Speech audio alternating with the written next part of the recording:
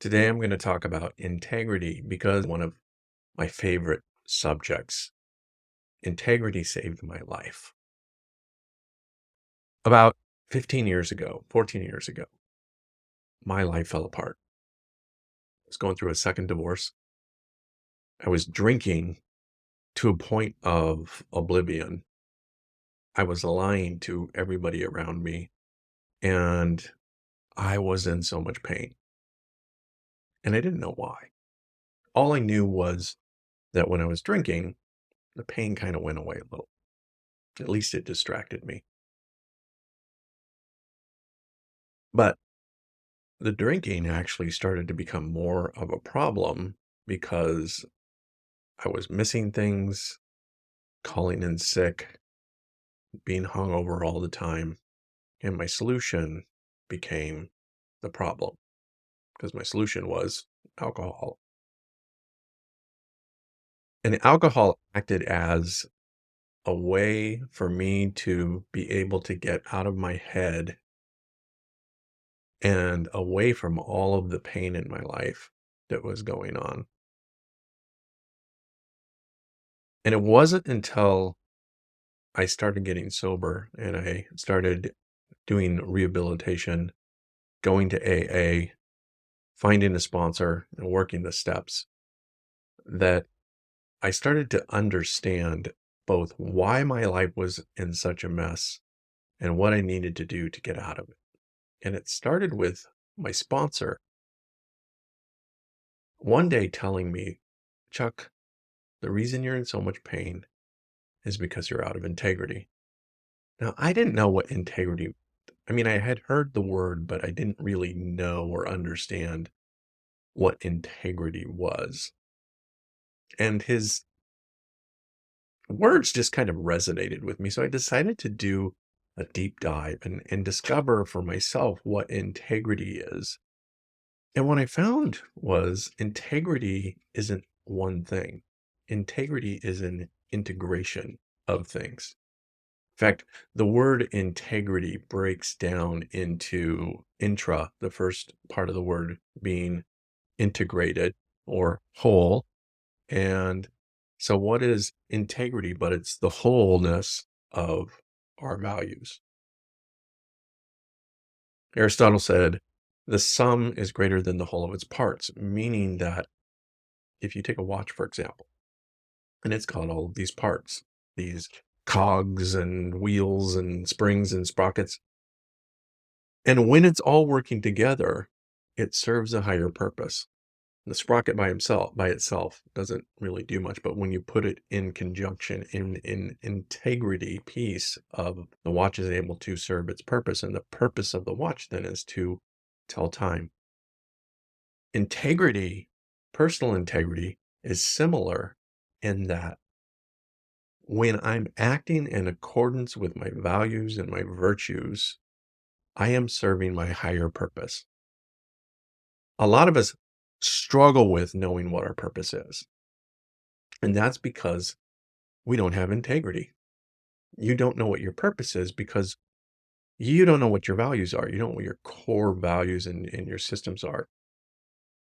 And as a result of that, we wander around the wilderness trying to figure out what purpose we serve. What is the sum that's greater than the whole of our parts? What are we here to do and serve and be in the world? And my discovery, at least for myself, was once I started figuring out what my values were and walking in integrity with those values, my purpose emerged from that. I'm working on a book. It'll be out hopefully by Christmas time that is on this entire concept. This is me announcing to the world the book that's coming out called Totally, Utterly, Hopelessly Screwed, A Way Back to Integrity. And the book sort of takes my story of how I was out of integrity and how I got back into integrity. And as I live each day the best that I can, being in integrity, as I'm aligning with my values, with my virtues, and I'm doing the things that are helping me live from my heart, life is a whole lot better. And even during those times where there's things that are painful, when I'm acting with integrity, even in those times, even though those times are painful, I'm not suffering because I know in my heart of my hearts that I'm acting with integrity. Totally, utterly, hopelessly screwed, a way back to integrity, talks about integrity as a system. And I want to share that system with you today. And this is something that kind of started to develop as I was writing the book. I started to realize that there were lots of teachings from philosophers and theologians and people from the past that talked about virtues. And it's not something we really talk about a lot today. In Stoicism, they talk a lot about virtues and the cardinal virtues. And in Stoicism, the four cardinal virtues are courage, wisdom, temperance, and justice. Now, oddly enough, if you take a compass and it also has four parts, and they call those the cardinal directions: north, south, east, west. And in our cardinal directions and cardinal virtues, between them are the sort of the sub directions. There's northeast, northeast, east. And so it kind of goes like that. And on a compass, there's multiple points, but it breaks down mostly into 16 points on the compass. So I developed this idea of a compass, and I'll show it right here that this is what I call the integrity compass. And it consists of 16 different virtues. And when I'm struggling with something, I bring up this graphic, this compass, and I just look at it and I say to myself, where am I struggling? Am I struggling with courage? And what's needed in this situation right now? What do I need to do? Do I need to act with courage? Do I need to act with tenacity? Do I need to act with some self control or some excellence? Do I need to be forgiving? Do I need to practice grace and empathy? Do I need to practice generosity? What's going on? And oftentimes it's several of these things that I need to be practicing at the same time. Now, I also want to say that we are never fully in integrity. We're constantly being moved in. But with a compass, we can find our way into integrity. If you think of an airplane, it's constantly being blown off course. And the slightest degree off course is going to make the airplane go to a completely different direction. So the pilot, the instruments, the computer system is constantly recorrecting and getting back on course. So just like a compass, we use this compass as a way for us to see what is necessary for us to do in order to stay on course. And so we're constantly adjusting.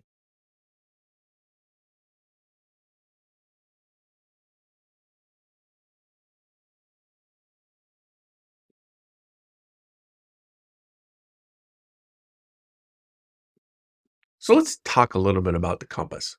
So at the north point, I have courage. And that's because I think courage is basically the North Star, that all of these other virtues flow out of courage. We have to have courage in order to be able to be tenacious, in order to be forgiving. We need to have courage in order to practice temperance. So courage is really the North Star. It's the place where I'm constantly pointing back to. And courage doesn't mean that you're not afraid. My favorite quote by M. Scott Peck is, courage is not the absence of fear. Courage is the ability to move forward in the face of fear. So we're afraid, but courage gives us the ability to move forward. And all of these virtues are, all of these virtues really require First, courage. And so that's the muscle that I want to develop first is courage. Anytime I'm afraid of something, anytime I get a sense of anxiety in myself, when I resist the temptation to withdraw and instead move forward, what I'm doing is practicing courage. Now, each one of these 16 virtues also has a shadow side, and the shadow is basically the opposite. And what's the opposite of courage? The opposite of courage is cowardice. And I don't know about you, but I don't want to be a coward. And it's actually something that can spring me forward. I can use it as a way to move through things. So when something scares me and I find myself resisting, I'll say to myself, I don't want to be coward. I don't want to be a coward. I'm going to push through this. And every time I do that, every time I lean into that tension, I am exercising the courage muscle and I'm building that up.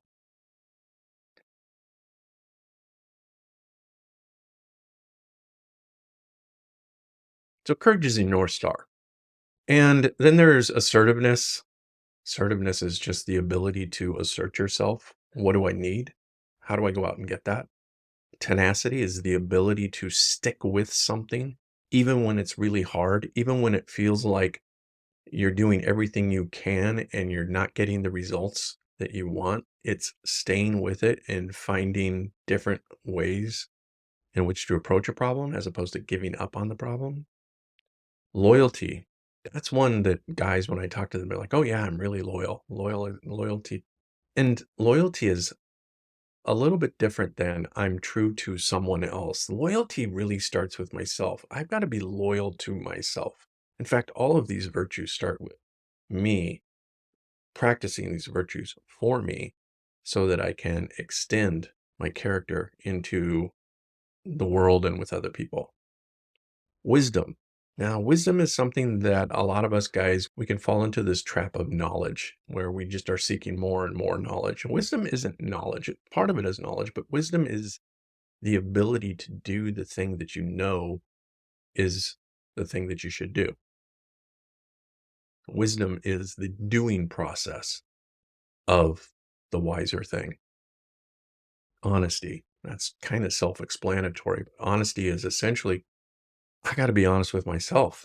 In fact, one of the things they teach in AA is rigorous honesty, being rigorously honest with myself, knowing my heart, knowing where I'm at in life, and then also practicing that honesty with everyone else, even when I'm afraid that somebody's not going to like me. That's why I need courage, right? Humility. Humility is the ability to recognize, like, I'm not better than anybody else. I'm not worse than, I'm not better than. And sometimes I mess up and other people mess up. And I've got to practice humility. Generosity. And again, another self-explanatory one, but to be generous, not only with yourself, but other people, to have a mindset of abundance. I have more than enough. And when I have more than enough, I can be completely generous with that. If I am practicing and I have lack and I'm giving something to somebody that I don't have, that's not actually being generous. That's being codependent. So getting clear on what these virtues are is also something that's really important. And that's what the book is talking about. Temperance. Now, this is an old term. Temperance basically means moderation in all things. You can have too much of anything. You can have too much oxygen. You can have too much caffeine. You can have too much water and die from all of these things. Moderation in all things. That's the balance of life. I need to find balance within myself so that I'm not overly compensating one way or the other. And that's what temperance is. Excellence. Excellence is just doing your best. It's at all times trying to be your best self. And you're not always going to be 100%.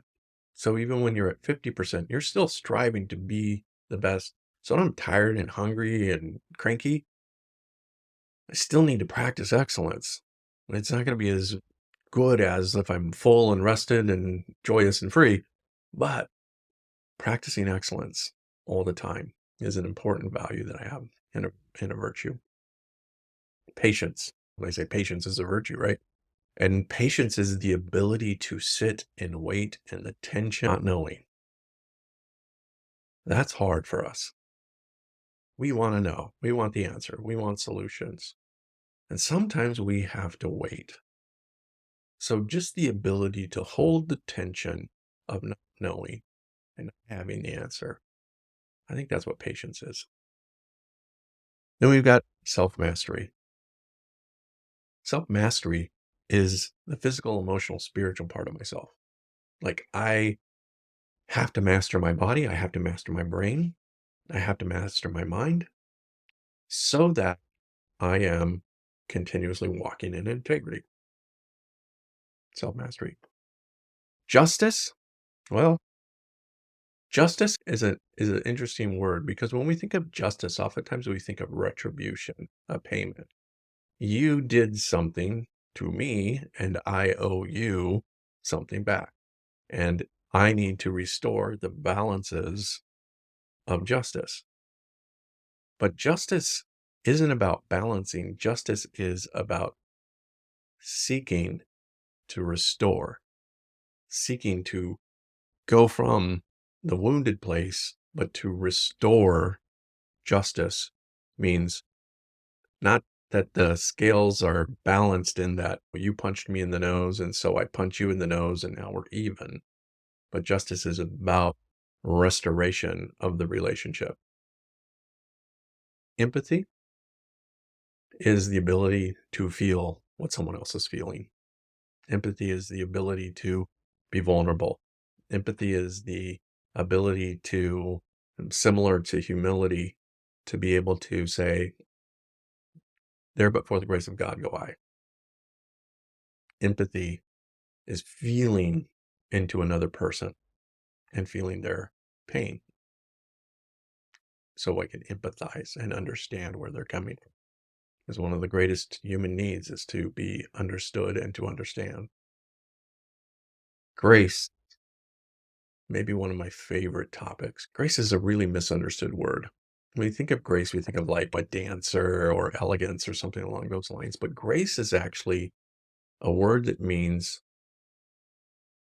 you get something you didn't deserve.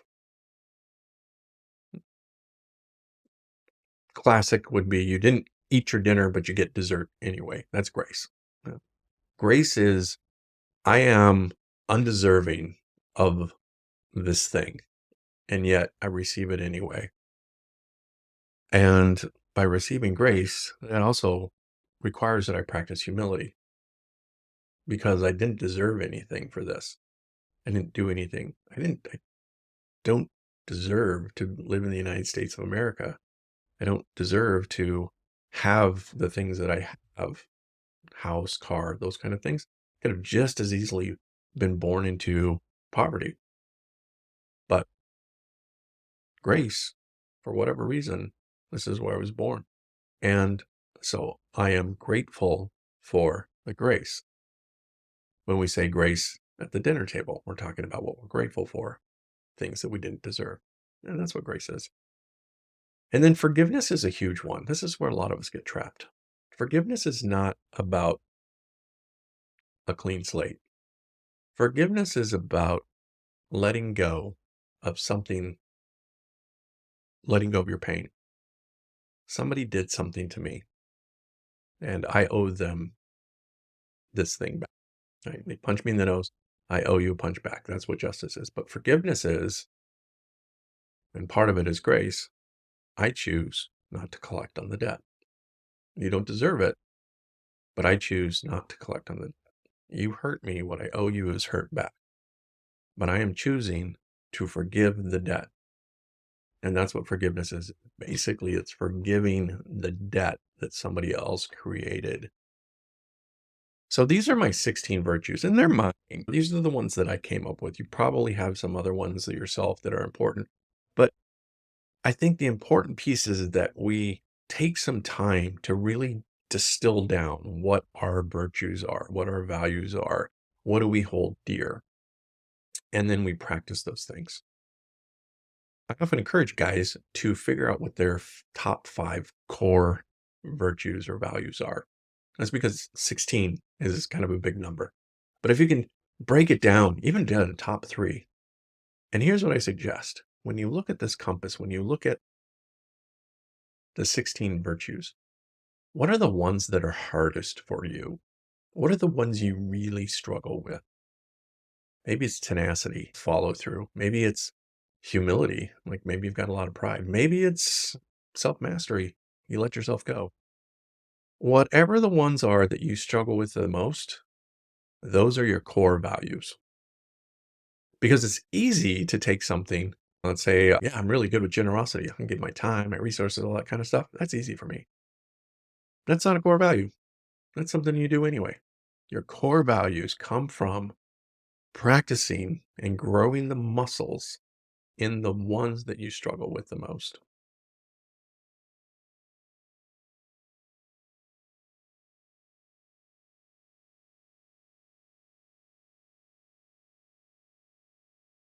One more, and one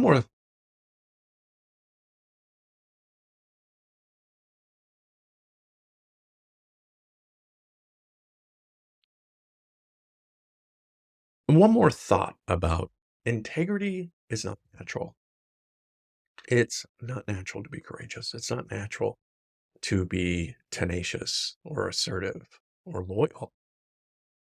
The natural thing is to be selfish, to protect myself at all costs. The natural thing is to me. The natural thing is to do what's fun and pleasurable. So integrity is not an act of natural. It's not natural.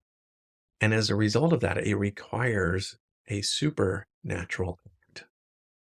And that supernatural act is our own ability to override the nature and do the higher thing.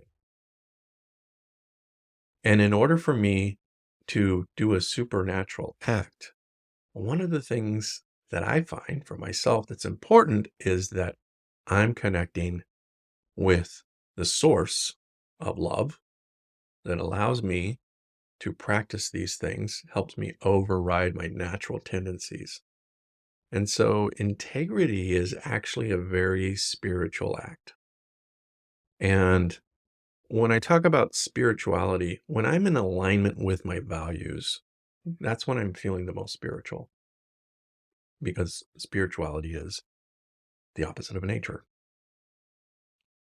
When you think about integrity, when you think about your values, when you think about your core values and things like that, and the ones specifically that you struggle with, this is where you can invoke the love that's greater than yourself and work towards finding and connecting with that divine spark that's inside of you that gives you the power to override the nature and then do the thing that's hard. If you like this video, subscribe, like, comment. I will be announcing the actual date and how you can order the book in a future video. So if you want to know more about that, just subscribe to this channel, and I will see you guys next time.